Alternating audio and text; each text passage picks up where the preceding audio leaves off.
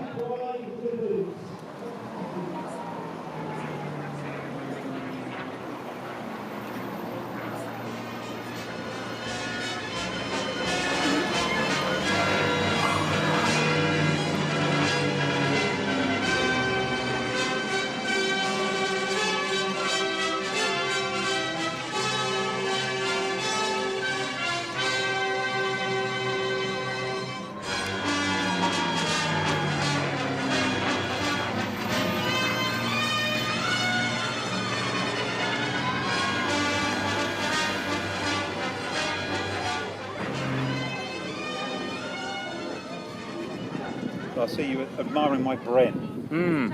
I told him to strip it down. I didn't use it in anger, but we practiced with them, Yeah. so as we knew how to use them.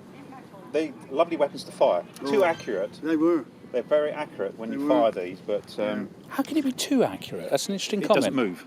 When you Oh, fire it, yeah? a machine gun rocks to a point Yeah. where you get a spray pattern. So when you fire it, like a Thompson machine gun, you fire from here, it lifts. With the Bren gun, when you're laying down in the prone position and you're firing, you've got it tucked into you, it just punches a big hole. All the rounds, the gun doesn't jump and move around and spray. It was too accurate. Yep. You sit behind a big water-cooled belt fed Vickers machine gun. When you fire it, it rocks. A 3-second burst will fire 18 rounds down, so it'd be like a big arc like that Yeah. from a 3-second burst. Whereas that just keeps One going. hole. It's too accurate. And that's it. Yeah. So what you do when you fire it, do a burst, move position, do a burst, move position. This one is the very first of the Brens. This is the number 1 Mark 1. Made in 1939, so this is the very first. The Bren was designed from the Czechoslovakian ZB26. And the name Bren, B&R from Bruno, Czechoslovakia, EN, Enfield. Magazine, 28 rounds, so when the barrel gets hot, you flip it over. As you can see, the sights are actually offset. You have to have it offset. This magazine's in the middle, you can't see. Adjustable legs on the tripod, like so. And a tripod which you can mount it up onto, so you can then sit behind it. You second burst every so often. Yeah. That's what we did. Yeah. What we call sustained fire roll. Or you can have it mounted up on a pole and have it for anti-aircraft. Magazine's empty, gun stops firing. Right, recock, refire, see if that works. No, right, change magazine. So when the number 1 pulls that off, the number 2 is already there. Puts the next one in straight away. So you buddy up. Very easy. Basically, you just sit there with the rounds in your hands and you just feed them in. And you have to be able to load up these magazines in so many seconds. Yeah. So that's firing roughly 500 rounds a minute.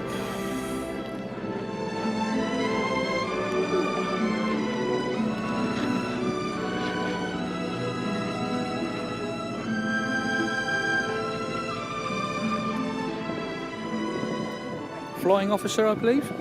Warrant officer. Warrant officer, right. Show my ignorance there.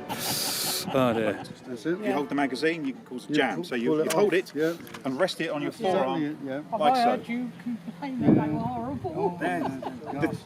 The problem with this is, up until a point, and in fact this one doesn't have it, if you drop this, that will chamber around.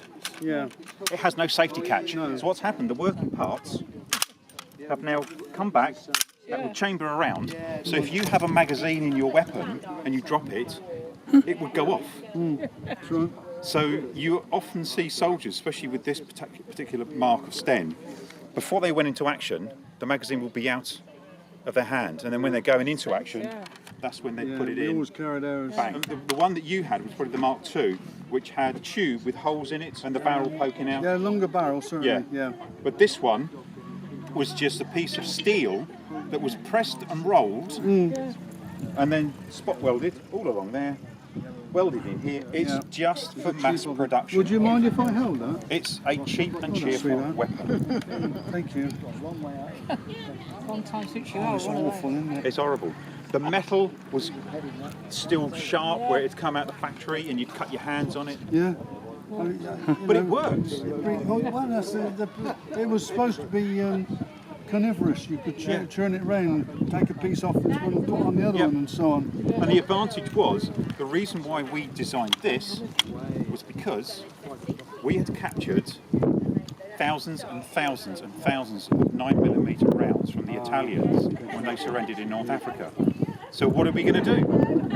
Let's build a weapon around it. Use them, yeah. We already had the Thompson, which was the American gangster gun. We had the Thompson. But that was expensive, it was heavy, the ammunition was expensive. So we decided to build our homegrown machine gun, hence the Stens. So there were 5 marks of these. Like this one really is the nasty one, the Mark III. And the Mark V was airborne, and it had a pistol grip, had a wooden stock, and a pistol grip on the front. I have seen those with the pistol grip and everything, but they carried on with that model post-war national service. we had the earlier than that. Yeah, the because standard Mark II. Yeah, we had a longer barrel. They were all damn Well, the things. barrel is actually all the way from here. That's right. Yeah. It's just On the magazine, isn't on it? this one, it's shrouded by the tube. Yeah. Whereas your one, the tube finished here. Yeah. So it would have had the same length of barrel, but it's a little bit more exposed out there. Yeah. But very easy to strip. Just take that out, Yeah. Yeah. twist, Turn that. That's right. take that out, all your component parts. All carts. Yeah. So, And the advantage with this weapon is that you can fold it down like so. You can actually conceal it in a coat, in a jacket. And this was perfect for clandestine work. Ship it out to the resistance movements, very basic. Yeah. You know, even a kid. Useful, didn't they? He said that, made me laugh. Yeah, that was Probably brilliant. done the Walrus special. So Plumber's delight. Cheap and nasty. Oh, thank you. Thank you. Very fascinating. Thank you. Appreciate it. Come out there saying they didn't.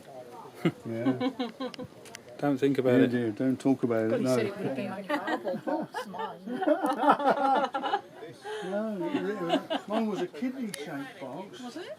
Yeah. Mine was a little square A cardboard block, box. and there's a hole for the Yeah, it's made of well, whichever piece it was to go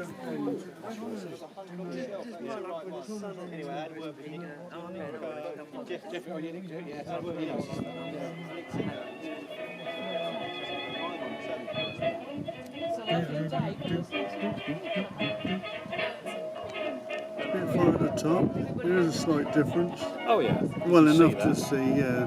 Well, I've never heard of it. Defiant. That wasn't much of an aircraft. 3 crew. Heard of the bow fighter? Yeah, it's a good one, that was. Bow fighter. You see it? That piece in the middle, yeah. It's called a centre fire shell. Centre fire shell, yeah. Yeah, as against rim fire, which would be fired on the rim. And what's the difference? Well, one's in the centre and one's on the rim. Well, thanks for that. Well, I just thought I'd let you know, because that's the way the 303 bullets were. They're smaller than that by a long way. Right. Centre fire. The pin in the machine gun hits in the centre. Right. Instead of the edge. Yeah, they call the edge rim fires. The clue was in the question, really. Yeah, Yeah. I just thought that you'd like to know the difference.